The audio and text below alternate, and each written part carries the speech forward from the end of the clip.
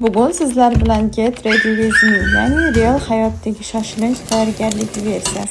Endi makeup time, natural look, lekin 100 ta mahsulot ishlatayotgan versiya. Ya'ni men umuman bo'yanmaganman deydigan darajada. Endi esa eng muhim qism outfit tanlash. 10 daqiqa qaror qila olmayman va oxiri har doimgi variantni kiyaman. Aksessuarlar bugun kayfiyatni ko'rsatadi. Ko'zoynak, sumka, biroz confidence va tayyormiz. Final look. O'zimga qarab bugun qayergadir borish kerak dedim. Va endi ishga yo'l oldik. Real hayot boshlanishiga 3, 2, 1. Ishda albatta men professionalman. Rejimi yoqiladi. Vazifalar bajariladi, charchoq yig'iladi. Yangi topshiriqlar olinadi, lekin make-up hali ham joyida. Keyin esa sevimli kafega yo'l oldim.